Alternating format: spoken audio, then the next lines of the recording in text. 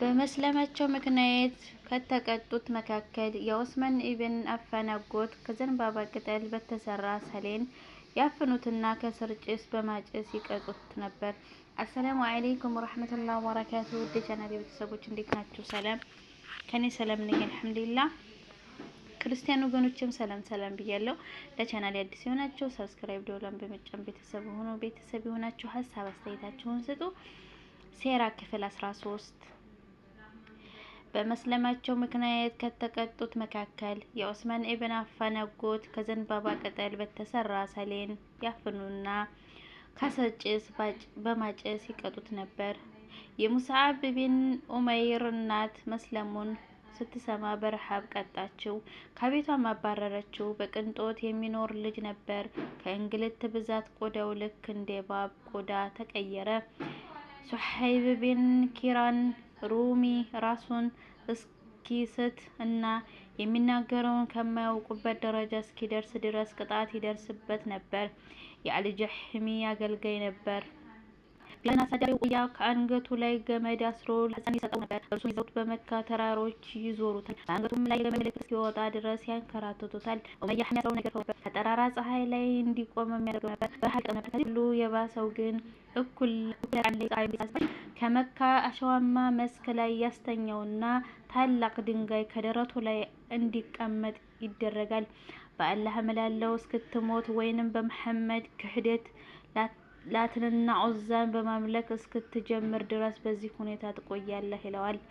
ቢላልም በዚህ ሁኔታ ላይ ሆኖ አሐድ አምላክ አንድ ብቻ ነው ይላል።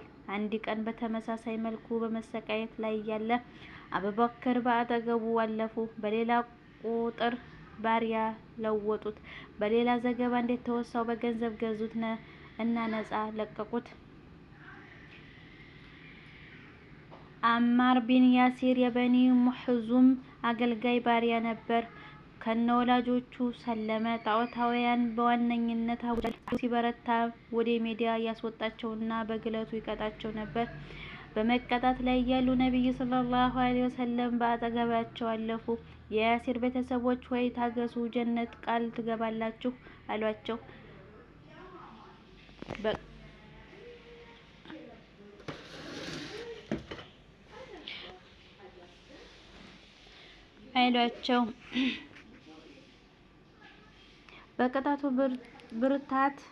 በቅጣት ብርታት ያሲር ሞተ።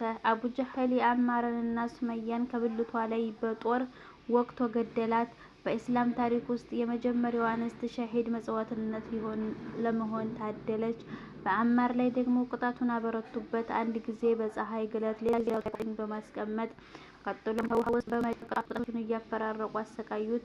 መሐመድን ካልተሳደብክ ወይንም ስለ ላትና ስለ ዑዛ በጎ ነገር እስካልተናገርክ አንተውህም አሉት። ያሉትን ለመፈጸም ተስማማ። ተገዶም ፈቃዱን ፈጸመ። ከነብዩ ሰለላሁ ዐለይሂ ወሰለም ያልቀረበ ታሪክ ጠየቃቸው። አላህም ተከታዩን የቁርአን መልእክት አስተላለፈ። በአላህ ካመነ በኋላ የካህደት ቅጣት ይጠብቀዋል። ቡናው በእውነት የረጋ ሆኖ ክህደት እንዲፈጽም የተገደደ ሲቀር ርሱንን ይህ ቅጣት አይመለከተውም። ገና ልቦቻቸው እንደተደረጉት በእነሱ ላይ የአላህ ቁጣ ይወርድባቸዋል። ታላቅ ቅጣት ይገድላቸዋል። አቡ ፈኪህ ስሙ ፈላህ ይባላል። የበኒ አብደርዳ አገልጋይ ነበር። ከጋለታቸው ላይ ሆዱ ያስተኙትና እንዳይንቀሳቀስ ያደረጓቸው ነበር። ራሱን እስኪስት ድረስ በዚህ ሁኔታ ይቆይ ነበር። አንድ ቀን እግሩን በገመድ አሰሩና እየጎተቱ ወስደው ከጋለው አሸዋ ላይ አስተኙት። ሞቷል ብለው እስኪገምቱ ድረስም ከአንገቱ ሸምቀቅ አስገብተው አነቁት። ባሉ ሲያልፉ አዩትና ገዝተው ነፃ ለቀቁት። ከባብን አልፈረስ የኡሙ አንማር ቢንት ስራህ አልኡዛዒ አገልጋይ ነበር። ጣዖታውያን እየተሰቀሉበት ነበር። የራስ ጸጉር ይዘው ወዲያና ወዲህ ይስቡታል፣ አንገቱን ይጫወቱበታል። አንድ ቀን ከእሳት ላይ ጣሉትና እርሱ ላይ ጎተቱት። እሳት ያጠፋቸውን ስጋ ቀልጦ ገባ።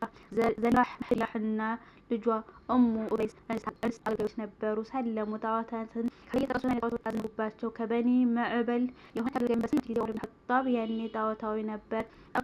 ሲሳቸው ይደበድባቸው ጀመር። ሲሳቸው አቁመ እንዲህ ማለት ሰልችቶኝ እንጂ መደብደቤን አላቆምም ነበር። አቡበክር ቢላልና አሊ ቢን ፈሐይርን ገዝተው ነፃ እንዲለቅቅ እነዚህን አገልጋዮች ገዝተው ነፃ ለቀቋቸው። ጣዖታውያን ከሙስሊሞች በፊሎች በመናገር ቆዳ ታክልለው ከጋላ ሸዋ ላይ ይጥሏቸው ነበር። ሌሎች ደግሞ ከብረት የተሰራ የጦር ልብስ አልብሰው ከሚያቃጥል አላይ ይጥሏቸው ነበር። ለአላህ ሲሉ መከራን የተሸከሙ የነብዩ ሰለላሁ ዐለይሂ ወሰለም ዝርዝር ብዙ ነው።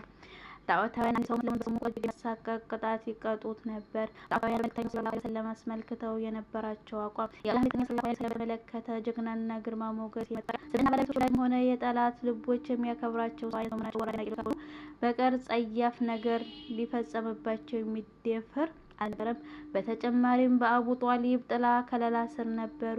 አቡ ጧሊብ በጣት የሚቆጠሩ እጅግ የተከበሩ የመካ ታላላቅ ሰዎች መካከል አንዱ ናቸው። እናም በእርሳቸው ጥላ ከለላ ስር ያለ ሰው መታወቅ አስቸጋሪ ነበር። ይህ ሁኔታ ቁረይሾችን ረጋባና ወደ ነበር። በመሆኑም ተገቢ ያልሆነ አንድ ነገር ፈጽመው በማያመን ሁኔታ ውስጥ ከመግባታቸው በፊት እነዚህ ጥምቀታቸው የሚችል ብልሃት ማፈላለግ ጀመሩ። በመጨረሻም ከዋናው ባለጉዳይ አቡ ጧሊብ ጋር መልካም መሆኑን በመረዳት በዚሁ ተስማሙ። እርሱ የሚሉትን አቡ ጧሊብ ይቀበሉ ዘንድም ድርድሩ በከፍተኛ ጥበብና በቁም ነገር የሚፈጸም በውስጡ ዛቻና ማስጠንቀቂያ የቋጠረ መሆኑን እንዳለበት ተገነዘቡ። ወደ አቡ ጧሊብ የተላከ የቁረይሾች ልዑክ ኢብን ኢስሐቅ እንደዘገበው ከቁረይሾች ታላላቅ ሰዎች መካከል የተወሰኑት ወደ አቡ ጧሊብ ዘንድ ሄዱና እንዲህ አሉ። አቡ ጧሊብ ወይኔ ሃይማኖታችንን አስነወርክ፣ አስተሳሰባችንን አጣጣልክ፣ አባቶቻችንን በመንገድ የሳቱ እንደሆኑ ተናገረ። ስለሆነም ከዚህ ድርጊቱ አስቁምልን፣ ካልሆነ ገለል በልልን። አንተም ልክ እንደኛው በእርሱ ሐሳብ ስለማትስማማ እርሱን ለኛ ተውልን፣ እኛም እንበቀዋለን አሉ። አቡ ጧሊብን በለዘብታ መለሱላቸው። በበጎ ቃል አናገሯቸው፣ ተመለሱ። የአላህ መልእክተኛ ሰለላሁ ዐለይሂ ወሰለም በተለመደው አኳኋን የአላህን ሃይማኖት ይፋ ማድረጋቸውና ወደ እርሱ መጣራታቸውን ቀጠሉ። ቁረይሾች ይህንን ሲመለከቱ መታገስ አልቻሉም። ተደጋጋሚ ውይይት ካደረጉ በኋላ ከአቡ ጧሊብ ዘንድ ተመልሰው በመሄድ ካለፈው ይበልጥ ጠንካራ አቋም የነበረው አቡ ጧሊብን ስለማስጠንቀቃቸው የቁረይሽ ባለቤቶች ከአቡ ጧሊብ ዘንድ ቀረቡና እንዲህ አሏቸው። አቡ ጧሊብ ሆይ እኛ ዘንድ ተለይተህ ያለህ የተከበርክ አዛውንት ነህ። የወንድምህ ልጅ እንዲተወለድ እየነሐሱልንም በአላህ እንመለን። ይህ አባቶቻችን መሰረት ጃሂሎች በመባላችንና መልኮቻችንን መዋችን በእንዲህ አንታገስም። የምታቆም ከሆነ አስቁምልን፣ ካልሆነ ግን እህትህን ታደግ። በአንድ ከተማ ላይ የምትኖር ሷሊህ ነበረች። ልጆቿን በተርቢያ በማሳደግ ትታወቃለች። ሴት ልጇ ከቤት ስትወጣ ለወንድሟ ተከትሏት ከፊቷ ሴት ልጅ መንገድ የሚያስፈራና የጠቃሚ ልጅ ከሌለ ልክ በተኩላዎች መሀል ያለች በነች። የካመው ተኩላ ይዳፈራታል ትለዋለች። ያ ክፍል 13 ይላል። ግን ሲሆናችሁ ሰብስክራይብ ደውሏን በመጫን ቤተሰብ ሁኑ። ቤተሰብ ሆነ ከተባለ ከምንገናኝ ሰላሙላህ አለይኩም ወራህመቱላሂ ወበረካቱ።